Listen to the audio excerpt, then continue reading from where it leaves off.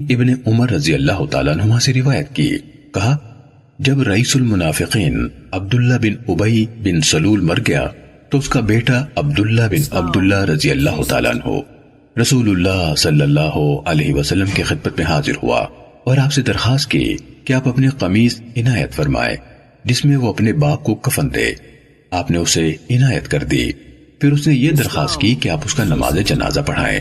رسول اللہ صلی اللہ علیہ وسلم اس کا جنازہ پڑھانے کے لیے کھڑے ہوئے تو حضرت عمر رضی اللہ تعالیٰ عنہ کھڑے ہوئے، رسول اللہ صلی اللہ علیہ وسلم کا کپڑا پکڑا اور عرض کی، اللہ کے رسول، کیا آپ اس شخص کی نماز جنازہ پڑھیں گے جبکہ اللہ تعالیٰ نے آپ کو اس کی نماز جنازہ پڑھنے سے منع فرمایا ہے؟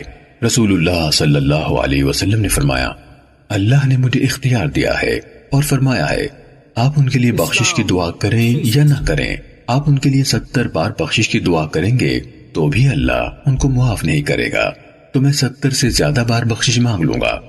انہوں یعنی حضرت عمر رضی اللہ تعالیٰ عنہ نے کہا وہ منافق ہے۔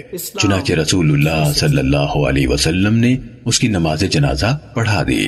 اس پر اللہ تعالیٰ نے یہ آیت نازل فرمائی، ان میں سے کسی کی بھی جب وہ مر جائے کبھی نماز جنازہ نہ پڑھے اور نہ ان کی قبر پر کھڑے ہوں۔ صحیح مسلم حدیث نمبر 6207۔